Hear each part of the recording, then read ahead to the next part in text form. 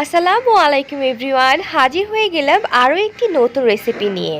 একটি মাত্র ডিম আর অল্প কিছু সুজি দিয়ে ঝটপট দারুণ মজাদার একটি পিঠা তৈরি করে দেখাবো। এই রেসিপিটি ঝটপট বিকালের নাস্তা অথবা অতিথি আপ্যায়নে আপনারা তৈরি করে ফেলতে পারেন। আর প্রতিবারের মতো আমার আজকের রেসিপিটাও কিন্তু দারুণ সহজ আর অল্প সময়ের মধ্যে আপনি তৈরি করে ফেলতে পারবেন এই সুজির পিঠা। তো আশা করছি আমার এই সুজির পিঠাটি আপনাদের দারুণ লাগবে। এই পিঠাটি বানানোর জন্য প্রথমে আমি একটি মিক্সিং বোল নিয়েছি, তাতে একটি ডিম দিয়ে দিচ্ছি। ডিমের পর আমি কিছু চিনি দিচ্ছি। চিনির পরিমাণটা এমনভাবে নিতে হবে যেন সুজির যতটুকু সুজি হয় তার থার্ড কাপ পরিমাণ যেন চিনিটা হয়, সেভাবে চিনিটা নিয়ে ডিমের সাথে আমি মিক্সড করে নিব। আর সামান্য একটু লবণ দিয়ে দিচ্ছি। চিনি আর লবণ ডিমের সাথে এমনভাবে মিক্স করতে হবে যেন চিনির কোনো দানা পরিমাণ বোঝা না যায়। এখন আমি কিছু গুঁড়ো দুধ দিয়ে দিচ্ছি।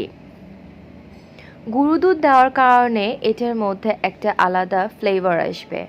এখন আমি অল্প অল্প করে সুজিটা মিক্সড করে নিচ্ছি। সুজি একেবারে দেয়া যাবে না, সুজি অল্প অল্প অল্প করে মিক্সড করে নিতে হবে। ব্যাটারটা এমনভাবে বানাতে হবে যেন রুটি বানানোর জন্য ময়দার যে ব্যাটারটা হয় ঠিক সেরকম টাইপের।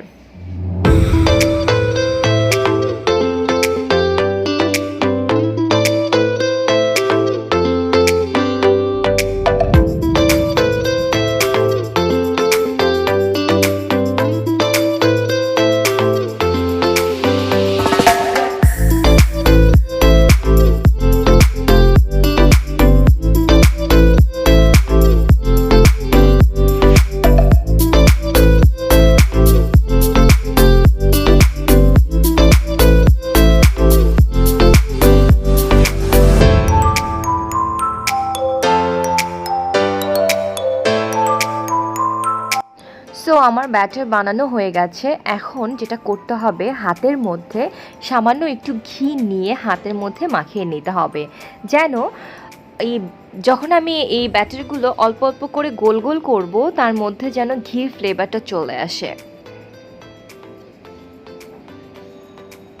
সো আমার মাখানো হয়ে গেছে।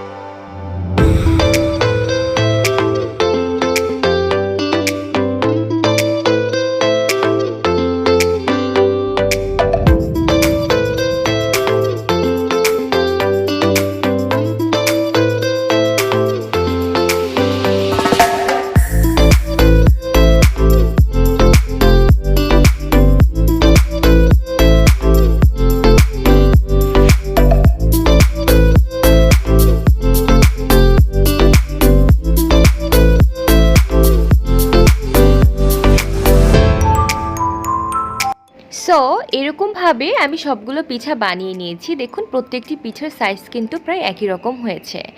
এখন এই পিঠাগুলোকে আমি তেলের মধ্যে ভেজে নিব।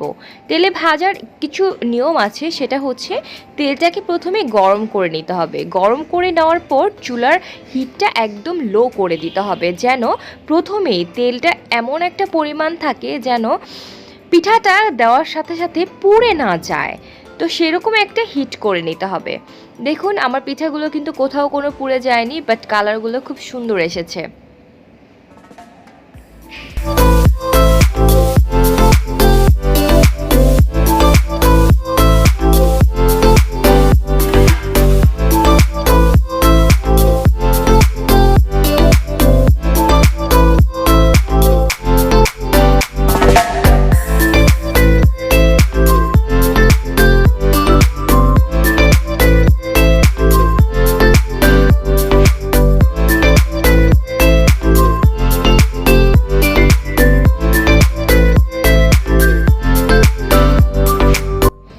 পিঠাগুলো কিন্তু আমার হয়ে গেছে। তো পিঠাগুলো ভাজতে আমার 6 থেকে 7 মিনিটের মতো সময় লেগেছে। এখন আমি বাকি পিঠাগুলো দিয়ে দিচ্ছি। দেখলেন তো কত সহজে অল্প সময়ে ঝটপট একটা মজাদার নাস্তা রেডি করে ফেললাম। আশা করছি আপনাদের সবার কাছে এই রেসিপিটি খুব ভালো লেগেছে আর আপনারা সবাই বাসায় এটা ট্রাই করবেন। আর অবশ্যই আমাকে কমেন্ট করে জানাবেন যে আপনাদের কাছে এই পিঠাটি খেতে কেমন লাগলো। তো দর্শক, আবারও আপনাদের সামনে নতুন একটি রেসিপি নিয়ে চলে আসব। ততদিন ভালো থাকবেন আর আমার জন্য দোয়া করবেন। আর যারা আমার চ্যানেলটি এখনও সাবস্ক্রাইব করেননি তারা অবশ্যই সাবস্ক্রাইব করে দেবেন। Thank you so much. আল্লাহ হাফেজ।